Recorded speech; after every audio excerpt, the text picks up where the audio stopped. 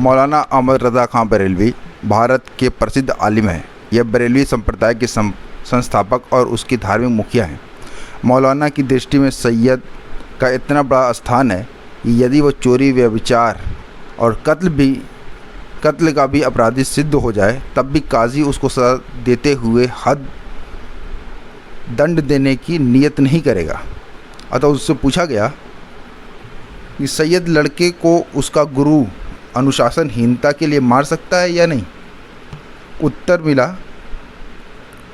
मौलाना अहमद रज़ा खां बरेलवी ने दिया कि काजी को अल्लाह के कानून को लागू करने पर मजबूर है। काजी अल्लाह के कानून को लागू करने पर मजबूर है। उसके सामने अगर किसी सैयद पर शरीयत की हद सज़ा सिद्ध हुई तो इसके बावजूद कि उस पर हद सज़ा लगाना अनिवार्य है और वो हद सज़ा लगाएगा, लेकिन उसको आदेश है कि सज़ा देने की नीयत ना करे, बल्कि दिल में यह नीयत रखे कि शहजादे के पैर में कीचड़ लग गई है, उसे साफ़ कर रहा हूँ। तो काजी जिस पर सज़ा देना अनिवार्य है उसको तो यह आदेश है, तो शिक्षक की क्या हैसियत है जो किसी भी सैयद को अनुशासनहीनता पे दंड दे सके, मार सके। खैर, कैपिटल पनिशमेंट के तो हम भी खिलाफ है। सलाम, नमस्ते, आदाब। आप जुड़े हैं पसमानदा डेमोक्रेसी से और आज हम बात बरेलवी मसलक, जिसको अहले सुन्नत वल जमात कहा जाता है, उसके अंदर जातिवाद की जड़ें कितनी मजबूत है और उसके जो संस्थापक और जो उसके बड़े आलिम रहे हैं उन्होंने कैसे जातिवाद और सैयदवाद को बढ़ावा दिया, उस पर हम बात करने के लिए मसूद आलम फलाही साहब के साथ मौजूद हैं। उनकी मशहूर किताब इस्लाम में ज़ात पात और मुसलमान की समीक्षा करते हुए। जी मसूद आलम फलाही साहब, बहुत बहुत शुक्रिया हमसे जुड़ने के लिए। और ये जो मैंने इबारत आपकी किताब से पढ़ी है तो इसके बारे में पहले बताएं कि इस हद तक कैसे सैयदों का वर्चस्व बना हुआ है कि वो कह रहे हैं कि सज़ा दे ही नहीं सकता, शिक्षक तो सज़ा दे ही नहीं सकता, कह रहे काजी उसको व्यभिचार पर इस तरीके के मामले पर भी सज़ा नहीं दे सकता। देखिए, आपने जो इबारत किताब से पढ़ी है वो मौलाना अहमद रज़ा खां की किताब है अल-मलफूज़, जिसको मलफूज़ात बोलते हैं, जिसको एडिट किया है मौलाना मोहम्मद मुस्तफ़ा रज़ा खां बरेलवी, जिनके बेटे हैं।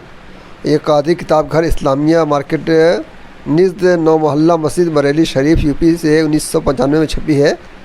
और ये वाल्यूम नंबर 3 पेज नंबर 55-56 पे ये इबारत है।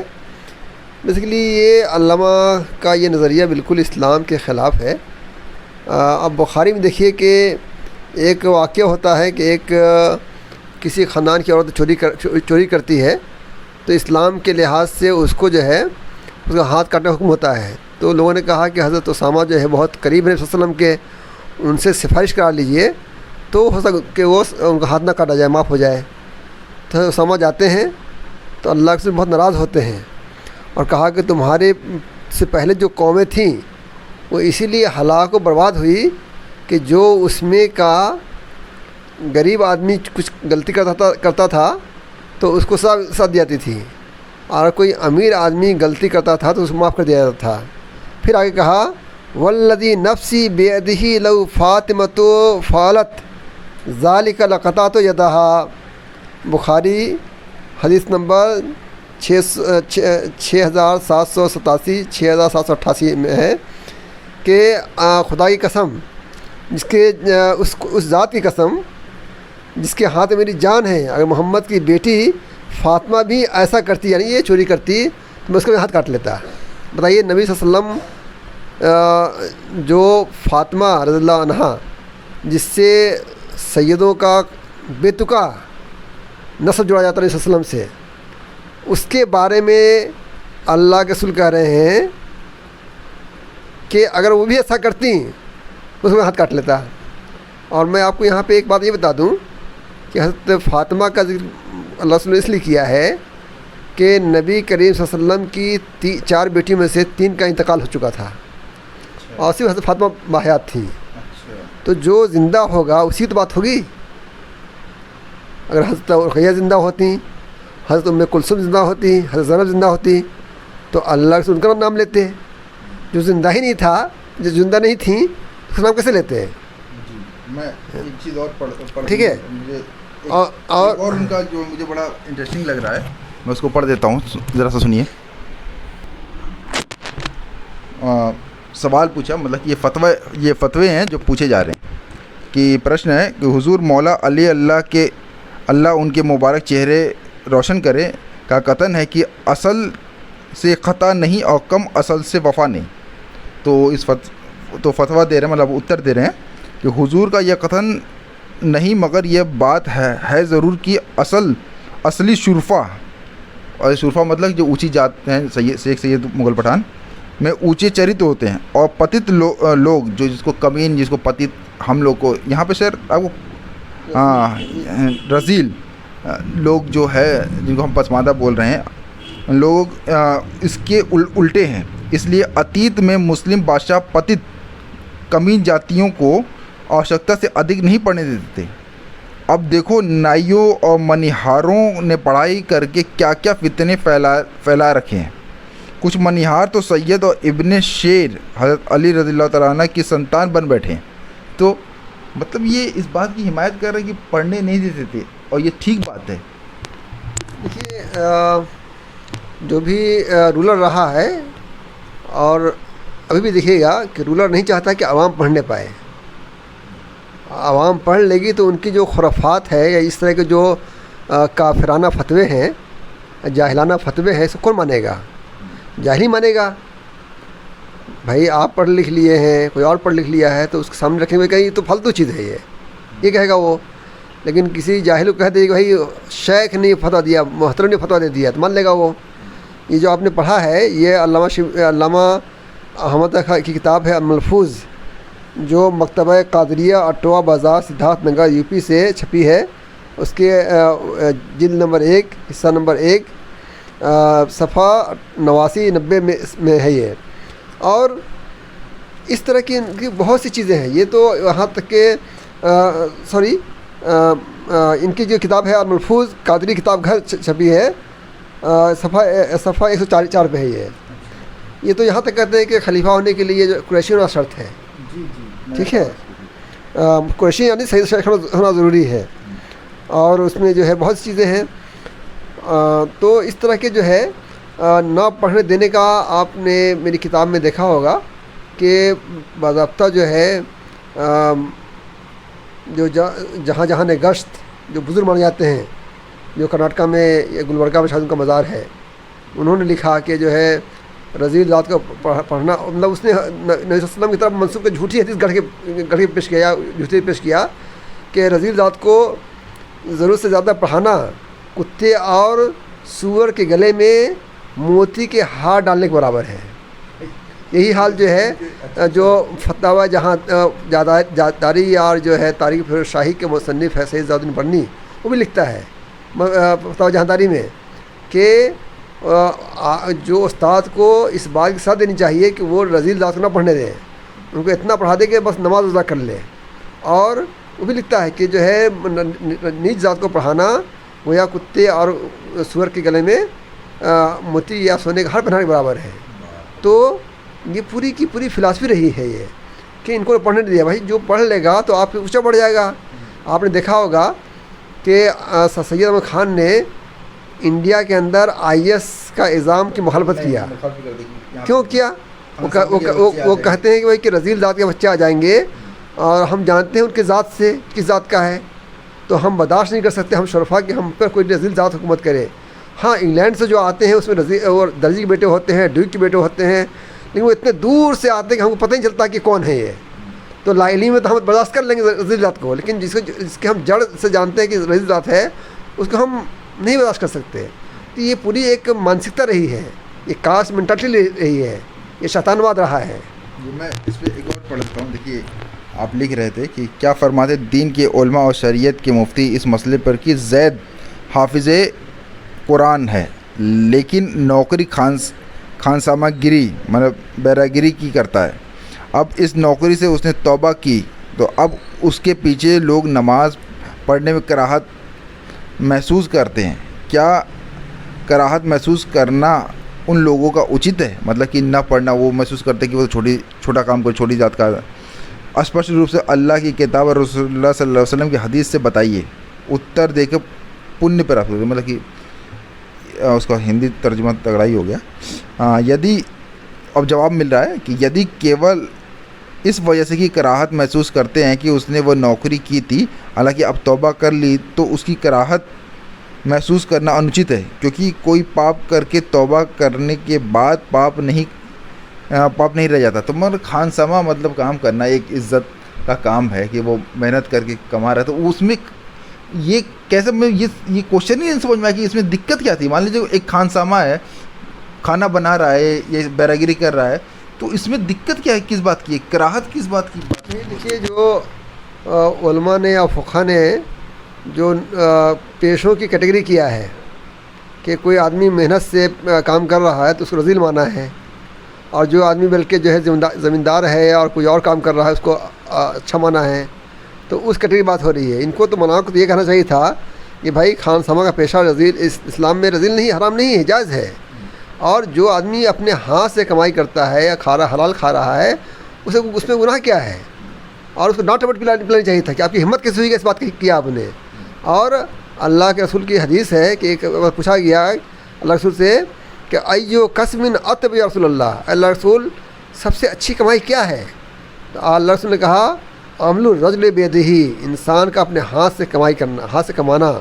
और कहा कि जो है ज़करिया नज्जार, वो फिर कहा कि जो दाऊद अलैहिस्सलाम थे अपने हाथ से काम करके खाते थे, वो मतलब लोहारी काम करते थे।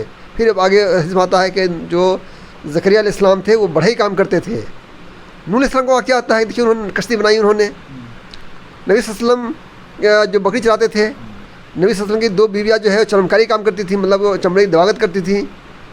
तो ये पूरी की पूरी हदीस मौजूद है।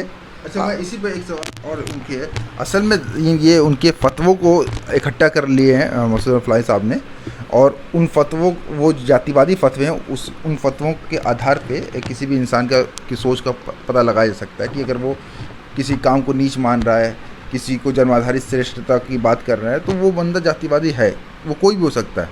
ठीक है, तो अब एक सवाल देखिए, सवाल पूछ रहा है कि कसाई, कोई एक कसाई है, ऐसे इमाम के पीछे नमाज़ पढ़ना वैध है कि नहीं? तो अब उनके जवाब में क्या अजीब सा जवाब दिया, यदि उसने तराहत, गंदगी, साफ़ सुथरा और पाक और नमाज सही है, और अपने मसलक का वहाबी या देवबंदी आदि बेदीनी और बददीन नहीं है, सही सुन्नी अकीदे का है और खुल्लम खुल्ला गुनाह करने वाला नहीं, तो उसके पीछे नमाज बेशक पढ़ना वैध है। कसाई होना कोई इमामत में रुकावट नहीं। अनेक बड़े लोगों ने ये व्यवसाय किया है। हाँ, अगर जमात वाले उसे नफ़रत करते हों और उसकी इमामत के कारण जमात में कमी पड़े और दूसरे इमाम सुन्नी सही अकीदे वाला इमामत योग्य मौजूद हो, तो दूसरे को की इमामत बेहतर है। मतलब यहाँ पर इंडायरेक्टली वे में तो उसको हटा ही दिया ना। इस में जो है इंडायरेक्टली जो है इन्होंने इसको जो है हटाने की कोशिश किया है। होना तो ये चाहता है, कहते मौलाना फतवा देते हैं भाई कसाब बरादरी की शख्स की इमामत से लोग नफरत करना इस्लाम में हराम है, लेकिन बरास उसको फतवा दिया, इससे इसकी इमामत खतरे पड़ गई। और यही नहीं, मौलाना ने जो है और जगह फतेह पूछा गया कि इमामत में होता है, इस्लाम में आता है कि इमाम किसको बनाया जाए, तो आगे भाई जो सबसे ज़्यादा कुरान पढ़ जानता हो, और या भाई को अगर सब लोग कुरान पढ़ने में जानते हो तो किसको बनाया जाए, तो भाई जो है सब जो हदीस जानता हो, और हदीस में सबसे अच्छा जानता हो कौन बनेगा, तो कहा कि जो इस्लामी शरीयत जानता हो, फिर कहा कि जो है जो उम्र में ज़्यादा हो, इस तरह बातें आई हैं, जो नेक हो सब ज़्यादा। तो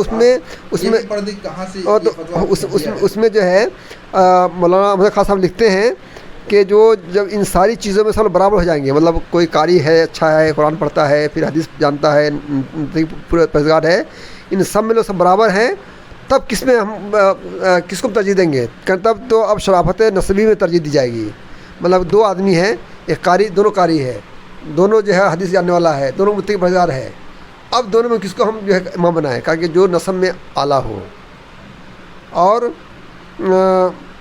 जो है ये उनकी किताब है फताव रिज़विया बाबुल इमामा, मसला नंबर 577, जिल्द 6 सफ़ा 397, जिल्द 6 सफ़ा 604, मसला नंबर 767, और जिल्द 6 501, मसला नंबर 631, जिल्द 6 576, मसला नंबर 712 में ये चीज़ मौजूद है।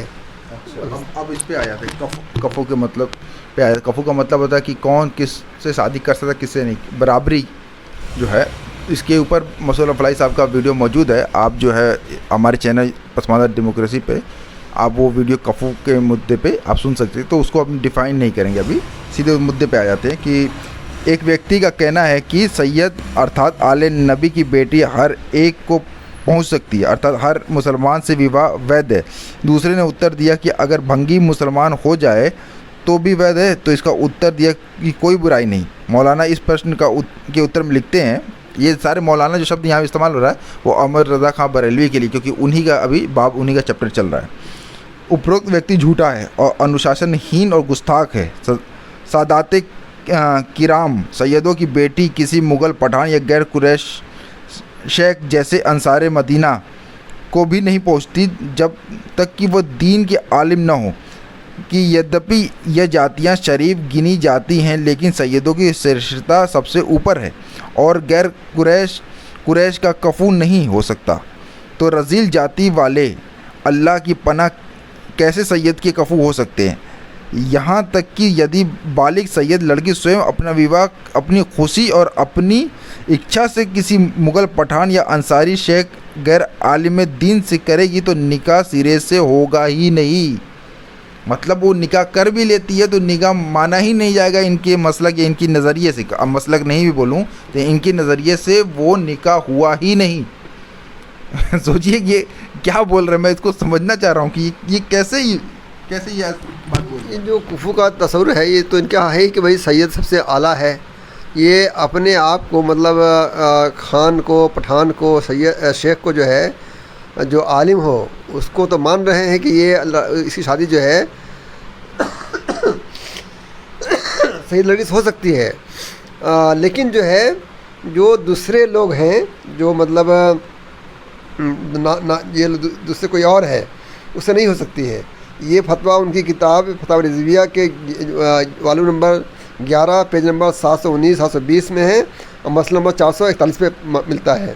اور ایسے نہیں، ان کے بیٹے مولانا نے ایک فتویٰ دیا اور اس پہ لکھا. تو ان کے بیٹے جو ہے مولانا احمد خان صاحب کے بیٹے مولانا مصطفیٰ رضا خان قادری نے اس کو اردو کیا ہے.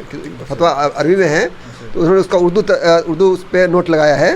لکھتے ہیں کہ جلاہے اور کھال پکانے والے موچی اور نائی ان کے جیسے ذلیل پیشہ ور جو اپنے ان ذلیل پیشوں کے ساتھ معروف ہوں مطلب مشہور ہوں اگر عالم بھی ہوں جب بھی شرفا کے کفو نہیں ہو سکتے کیونکہ مدار کا وجود آر پر ہے.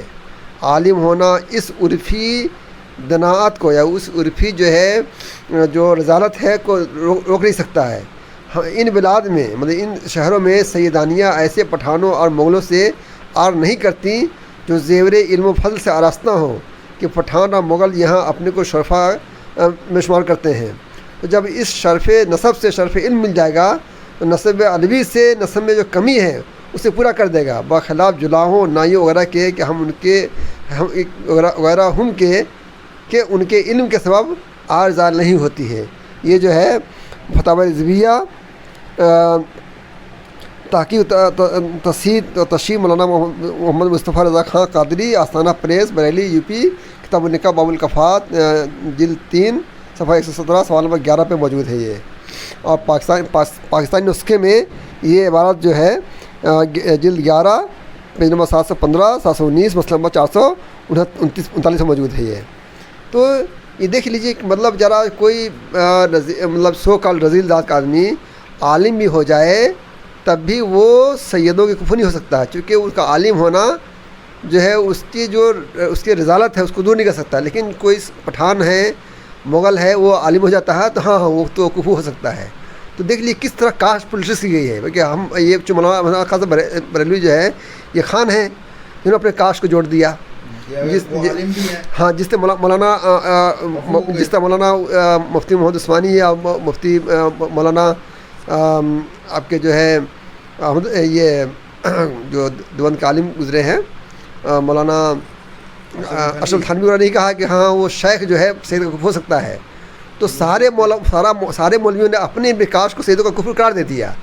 لیکن جو بیچارے انڈوجینس مسلم تھے جو یہاں سے کنورٹر تھے وہ کتنے دیندار ہو جائیں، کتنے بزرگ ہو جائیں، کتنے عالم ہو جائیں، لیکن کرنے نا یہ نہیں ہو سکتا. یہ تو مطلب پورے شہر میں یا پورے عرف میں مطلب سماج میں یہ رذیل مانے جاتے ہیں. جب رذیل مانے جاتے ہیں تو ان کا علم بھی ان کی جو رضال کو دور نہیں کر سکتا ہے، ابھر نہیں سکتے ہیں یہ. اور آگے دیکھیے انتظار فرماتے ہیں کہ مولانا احمد خان کے مذکورہ فتویٰ کا اندازہ کرتے ہوئے اگر کوئی مفروضہ طبقہ اشراف سے تعلق رکھنے والی کوئی لڑکی چھوٹی ذات کے کسی لڑکے سے شادی کر لیتی ہے تو مولانا ایسے نکاح کو باطل کر دیتے ہیں. چنانچہ ان سے ایک جگہ پوچھا گیا کہ عاقلہ بالغہ عورت کو اجازت نہیں، جگہ فرماتے ہیں کہ عاقلہ بالغہ عورت کو اجازت نہیں کہ بے رضا مندیر صریح اولیاء مطلب اپنے اولیاء کے مرضی کے خلاف اپنا نکاح کسی غیر کفو یعنی چھوٹی ذات سے کر لے، اگر کرے گی تو نکاح نہ ہوگا. اب یہ تو لڑکی کر رہے ہیں، وہ نہیں کر سکتی، مطلب دکان پہ لڑکی کر سکتی ہے. اب یہ کہہ رہے ہیں کہ ایک فتویٰ پوچھا گیا کہ ایک ماں نے اپنی بیٹی کی شادی کر دی اور شادی کر دی تو سوال پوچھا بھائی کون تھا، تو جواب آیا کہ جو ہے جب جو سوال پوچھا گیا تو کہا کہ ہاں اس میں یہ نہیں ہوا کہ لڑکی جو ہے پٹھان ہے اور لڑکا جو دنیا ہے اس نے اپنے آپ کو پٹھان ظاہر کر کے براہ فریب دھوکے سے نکاح کر لیا. تو اور جو وہ نکاح ہوا اس میں اس کا باپ دادا کو موجود نہیں تھا، ہاں بھائی جوان موجود تھا مگر کسی وجہ سے وہ نکاح کو موجود نہیں تھا. ماں نے پس اس مسئلے میں شرعاً نکاح ہوا ہی نہیں، مطلب وہ نکاح کر لیا تو نکاح ہوا ہی نہیں. فس کسے کیا جائے؟ لڑکی کو اختیار ہے کہ جس سے چاہے نکاح کر لے، مطلب وہ نکاح ہو گیا. اسلام ہے کہ جب تک نکاح ہو گیا تو طلاق جب تک نہ ہو جائے وہ کچھ شادی کر سکتا، کرے نکاح ہی نہیں ہوا، جائز ہی نہیں ہے یہ. ٹھیک ہے، تو یہ بھی جن کا فتویٰ جو ہے فتویٰ رضویہ جو پاکستان چھپی ہے والم نمبر 11 پیج نمبر 720 مسئلہ نمبر 442 میں موجود ہے یہ. اور ایک شخص سے پوچھا کہ ایک سیدہ کے ولی کو بتایا گیا فلاں شخص سید ہے، اور اس طرح اس کی شخص کی شادی جو ہے اس سیدہ سے ہو گئی، لڑکی سے ہو گئی. بعد میں چلا کہ وہ سید نہیں جلاحہ ہے، تو جلاحہ ہے.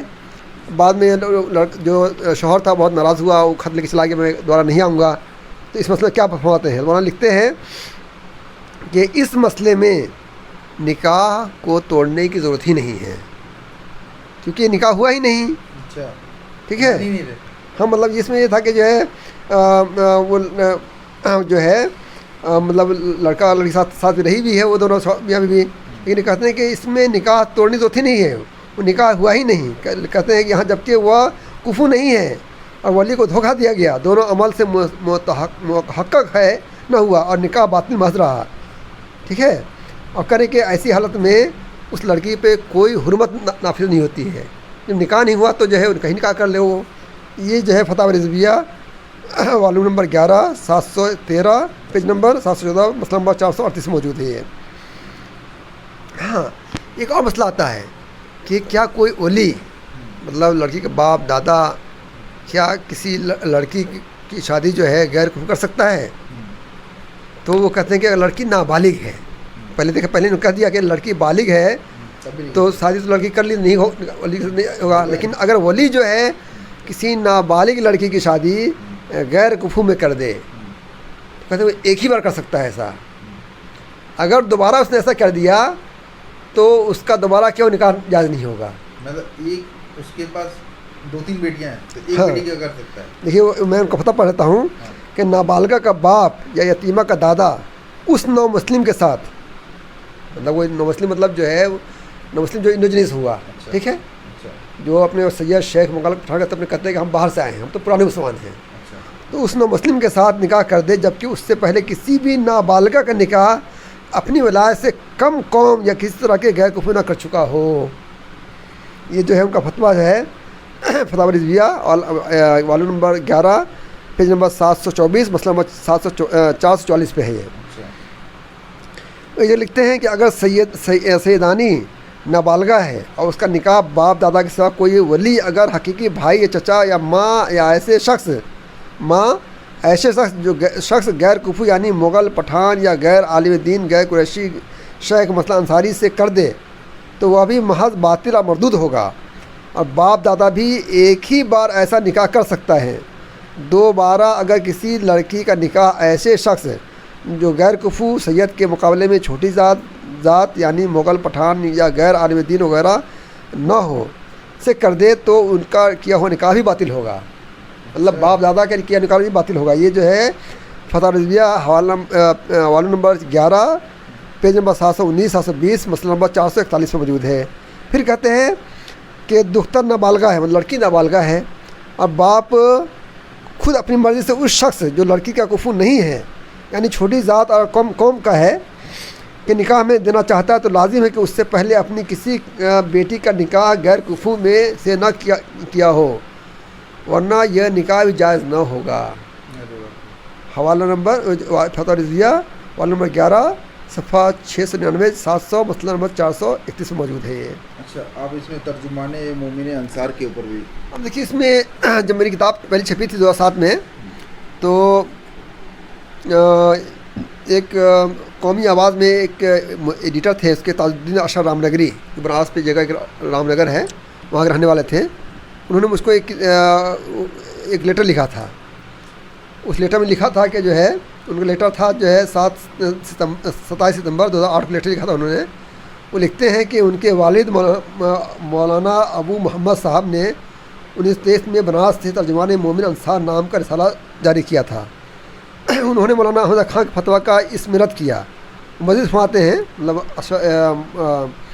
جو تاج الدین اشرف رامنی صاحب لکھتے ہیں، جب ترجمان مومن انصار نکل رہا تھا، بجنور سے انصاری برادری کا خط آیا کہ یہاں برادری کے بہت سے لوگ اسلام چھوڑ کر کبیر پنتھی ہونا چاہتے ہیں، کہ جب اسلام میں ہمارے لیے عزت نہیں تو اس مذہب سے کیا فائدہ۔ ان لوگوں نے اعلیٰ حضرت مولانا احمد خان کے فتویٰ کا حوالہ دیا۔ والد صاحب نے خط لکھا کہ اسلام اعلیٰ حضرت کے باپ کے گھر کا نہیں ہے، وہ پٹھان کا فتویٰ ہے، تو ہم سید کا فتویٰ چھاپ رہے ہیں، اور علامہ سید صلی اللہ ندوی کا مقالہ مسئلہ کفو شائع کر دیا، جس سے ان لوگوں کو راحت ملی۔ مطلب ان لوگوں نے پھر اسلام میں باقی رہے کہ مولانا احمد خان صاحب فتویٰ غلط ہے، اور علامہ سید صلی اللہ ندوی لکھا ہوا ہے کہ اسلام میں کفو کی کوئی حیثیت ہی نہیں ہے، سب خرافات ہے۔ علامہ سید صلی اللہ ندوی نے معارف کے اندر لکھا تھا انہوں نے۔ ندوی سے شاید علامہ اقبال کی بحث سے اس کی ہے، وہ چلیے وہ بات ہی بات ہے۔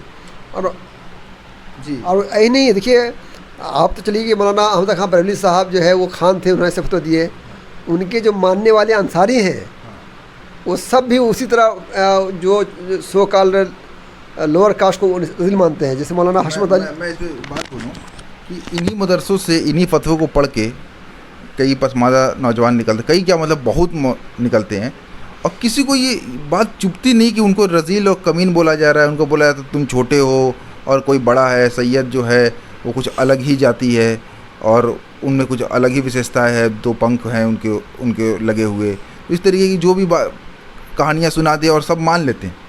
مطلب کسی کے ضمیر نہیں جگتا کہ ہمیں کمین بولا جا رہا ہے، ہمیں اس طریقے سے ذلیل کیا جا رہا ہے، ہمیں بولا جا رہا ہے کہ تم نماز نہیں پڑھا سکتے، تمہارا یہ پیشہ چھوٹا ہے۔ تو اتنا مطلب میں سمجھ نہیں پا رہا ہوں کہ یہ کتنے مدرسوں میں کس طریقے سے اندھ بخت بنا دیا جاتا ہے، غلام کیسا بنا دیا کہ وہ پڑھ کے خود اپنے خلاف پڑھ کے نہیں کچھ بول پا رہے۔ سب سے بڑی بات ہوتی ہے کہ وہاں تو قرآن اور حدیث کو اسلام تو پڑھاتے نہیں ہیں، فقہ کو یا کسی بھی مولانا کی بات کو اسلام بنا کے پیش کر دیتے ہیں۔ ہم جس طرح دیکھ لیجئے جو انڈیا میں دلتوں پہ کتنا ظلم ہوا ہے، کتنا اتیاچار ہوا ہے، لیکن اس میں سے کتنے دلت ہیں جو اپنے آپ کو جو ہے جانتے ہوئے کہ ہم پہ جو ہے یہ اتیاچار ہوا ہے، تبھی اپنا غلام بنے ہوئے ہیں۔ تو اب دیکھیے مولانا حشمت علی خان صاحب کا ایک فتویٰ جو ہے، آگے انصاری ذکر کروں گا میں، ایک جگہ ان کا فتویٰ جو ہے، ایک کتاب تھی حافظ تبارک حسین اور حافظ دین محمد کی خون مساوات، پھر ساتھ پہ انہوں نے ایک ان کا فتویٰ نوٹ کیا تھا، جس میں تھا کہ جلاحہ ذات کا ایک شخص بھلے ہی وہ عالم، رحم دل، بردبار، دولت مند کیوں نہ ہو، اسے سید کی لڑکی سے شادی کرنے کا حق نہیں ہے۔ اگر اس برادری کا کوئی فرد ایسی شادی کرتا ہے تو اس نکاح کو توڑ دینا چاہیے، نہیں تو اس جوڑے سے پیدا اولاد حرامی اور زنا مانی جائے گی۔ یہ اچھا، مجھے لگتا ہے کہ احمد رضا خان بریلوی جو بات کہہ رہے ہیں کہ شادی ہوئی نہیں تو جو بچہ پیدا ہوا تو پھر وہ بھی صحیح بات ہے، جو اگر وہ جب نکاح ہی نہیں ہوا تو اس لحاظ سے تو وہ حرامی کہلائے گا وہ اسلام کے لحاظ سے، نکاح نہیں ہوا تو۔ یہ اس کو جو ہے علی انور صاحب کی کتاب مساوات کی جنگ پیج نمبر 128 پہ ایک کوٹ ہے۔ اور اب دیکھیے مولانا محمد امجد علی صاحب یہ انصاری ہیں، ٹھیک ہے، ان کی بہت مشہور کتاب ہے بہار شریعت، جس طرح جو ہے مولانا اشرف علی کی کتاب ہے بہشتی زیور، اسی کے پیرالل کی بہت مشہور کتاب ہے بہار شریعت۔ وہ بھی لکھتے ہیں کہ کوئی غیر قریشی کا کفر نہیں، آجمی نسل عربی کا کفر نہیں۔ پھر جو لکھتے ہیں کہ کوئی عورت کے نسل معلوم نہیں، باپ ہے کون، کہاں تھا، کیا تھا، لیکن کوئی شریف آدمی اس کا دعویٰ کر دے کہ بھائی فلاں جو ہے میری لڑکی ہے، اور قاضی اس کا فتویٰ دے دے، مطلب وہ لڑکی تھی، اسے کسی غیر شریف نے، مطلب جو اشراف نو شادی کر لیا، بعد میں کسی شخص نے دعویٰ کیا، کسی شریف نے، کہ بھائی میری لڑکی ہے، اور قاضی نے اس کی بیٹی ہونے کا فتویٰ دے دیا، تو اس شخص کو اس نکاح فسخ کرانے کا حق ہے۔ وہ آدمی تو وہ جو ہے رذیل ہے، کیسے شادی ہو سکتی ہے۔ مفتی احمد یار خان نعیمی بھی ان کی بڑی مشہور کتاب ہے جو انہوں نے لکھا تھا،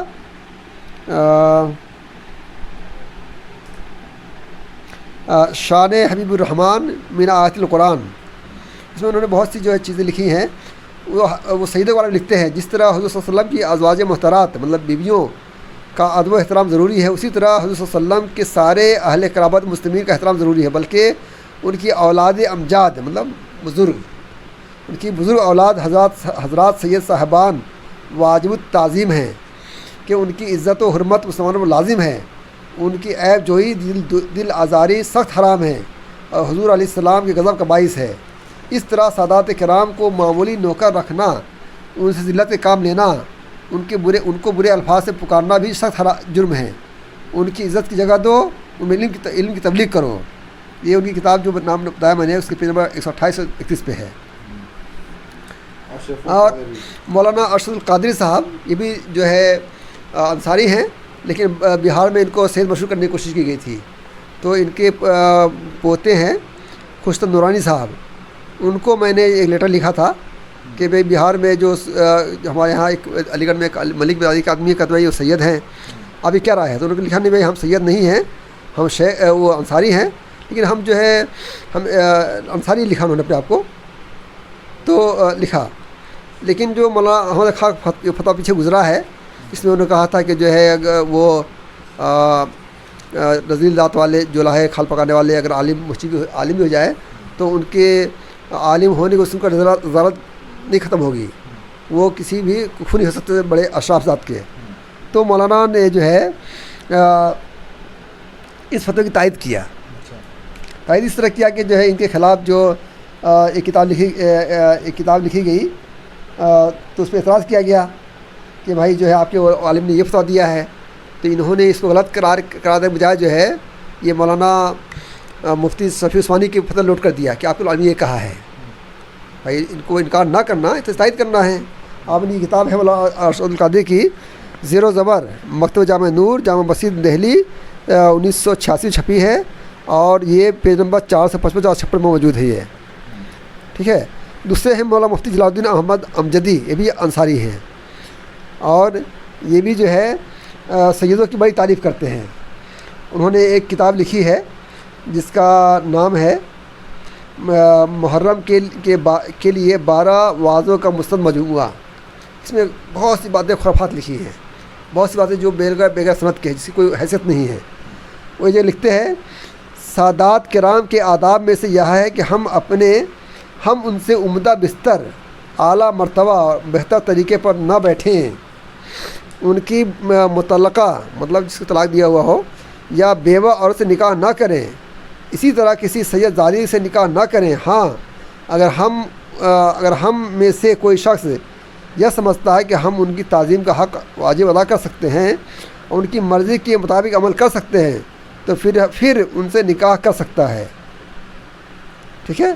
پھر وہ علامہ شارانی، عبدالوہاب شارانی کے حوالے سے لکھتے ہیں کہ علامہ شارانی کتاب میں منشن کرتے ہیں کہ ہم سے عہد لیا گیا کہ ہم ہرگز سید زادی سے نکاح نہ کریں مگر اس وقت کہ ہم اپنے آپ کو ان کا خادم تصور کریں، ٹھیک ہے۔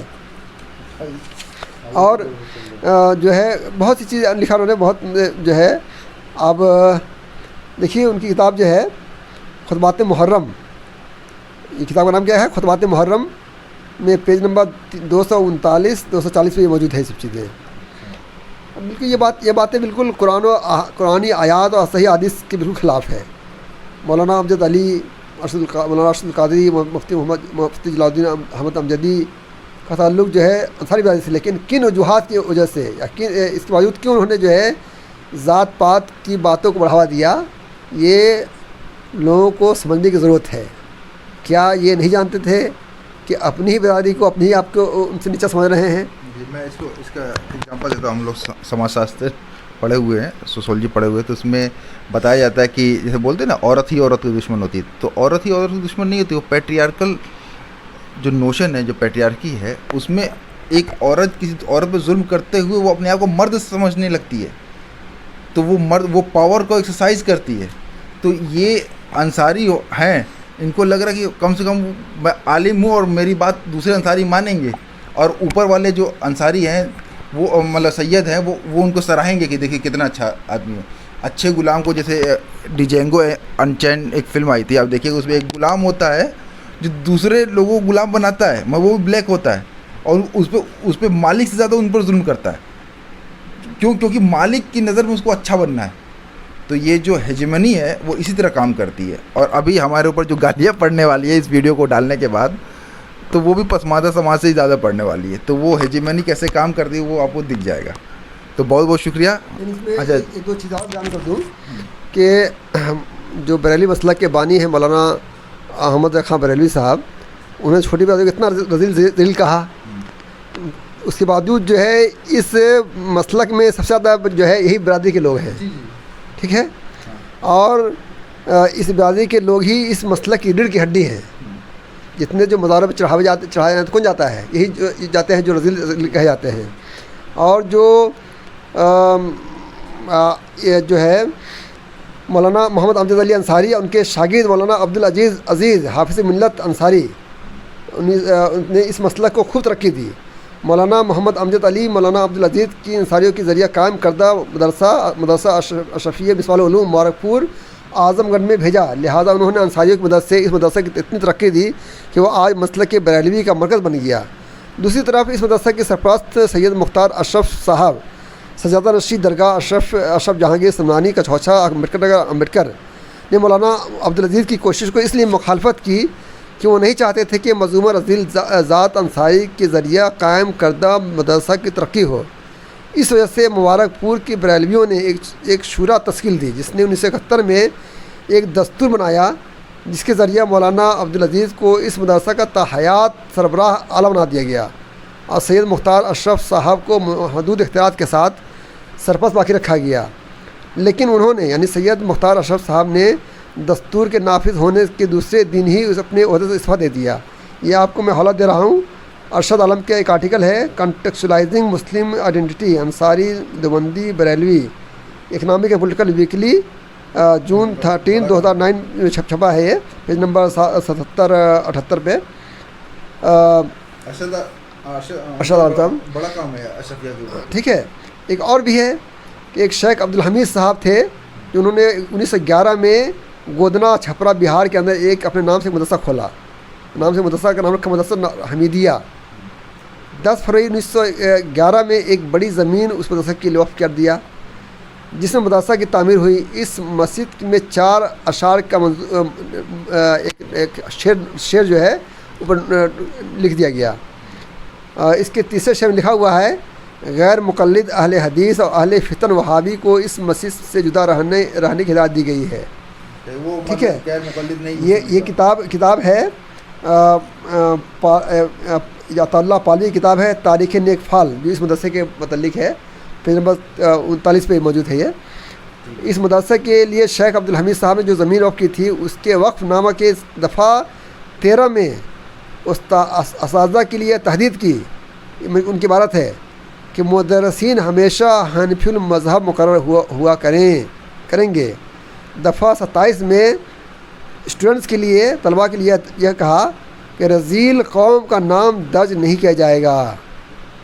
یہ آپ کے جو ہے عطا اللہ پالوی کی کتاب تاریخ نیک فال کے صفحہ 41 پہ موجود ہے. یہ مطلب رضی اللہ نہیں پڑھیں گے. اور اس میں دیکھیے اور بھی چیز جو ہے اس میں جو سید مختار اشرف صاحب جو مخالفت کیا ہے، جو کچھوچا کے رہنے والے ہیں، وہاں پہ جو ہے مزار ہے کچھوچا میں، وہاں پہ تاج داری بھی ہوتی ہے. وہاں کے جو تاجہ کے دن جو ہے وہاں کے جو سجدہ نشین ہیں یا وہاں کے جو سادات ہیں کالے کپڑے پہنتے ہیں.